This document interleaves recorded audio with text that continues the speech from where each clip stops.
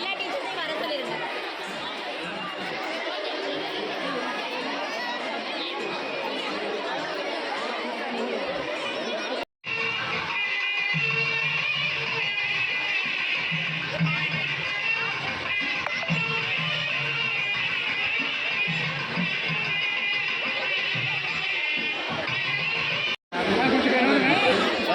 கொஞ்சம்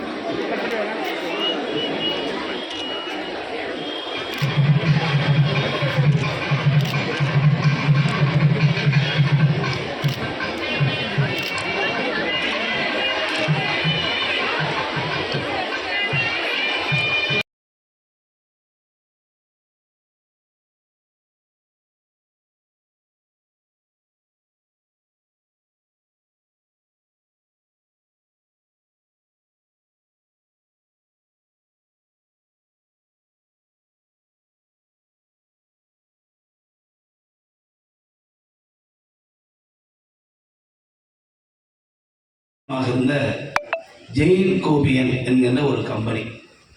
அந்த கம்பெனி வந்து ஒரு பெரிய கண்ணாடி தொழிற்சாலை கம்பெனி. அந்த கம்பெனியில் நான் சொல்லி நான் ஏற்கனவே இந்த பள்ளிக்கு வந்து உங்களிடத்துல பேசிவிட்டு போனேன் ஒரு முறை. அது ஒரு ஆண்டு காலம் இருக்குன்னு நினைக்கிறேன். இப்போ பார்த்தபோது இந்த பள்ளி வந்து ஒரு தரமான பள்ளியாக இருப்பதை கண்டு நான் வியந்து போனேன். ரொம்ப தரமான ஒரு பள்ளின்னா அந்த திட்டப்படி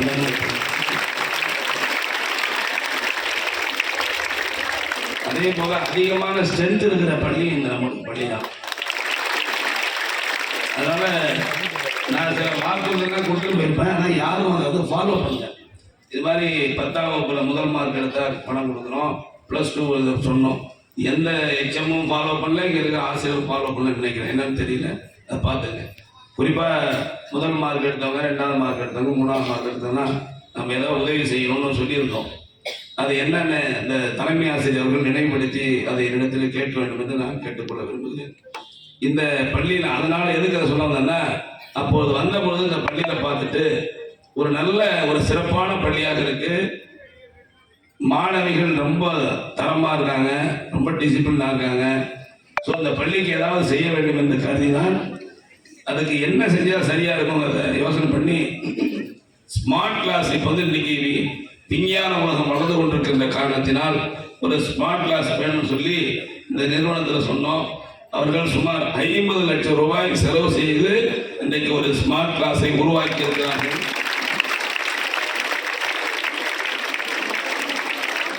அதனுடைய HR அன்பு சகோதரர், அவர் ஆளும் உயரமா இருக்காரு, 7 அடி உயரம் இருக்காரு.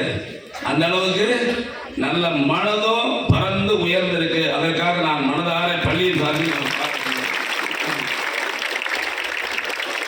CSR ஆரோக்கியராஜ் அவர்களுக்கும் என்னுடைய வாழ்த்துக்களை தெரிவித்துள்ளேன். HR ஜான் பிரேம் அவர்களுக்கும், ஜான் பால் அவர்களுக்கும், இதற்கு பெரிதும் மிகவும் உறுதுணையாக இருந்த என்னுடைய துறை தொழிலாளர் நலத்துறையை பணியாற்றக்கூடிய நண்பர் JD இணை இயக்குனர் கொஞ்சம் ஏந்திருக்கேன் இளங்கோவன், இவர்தான் பெரிதாக காரணமாக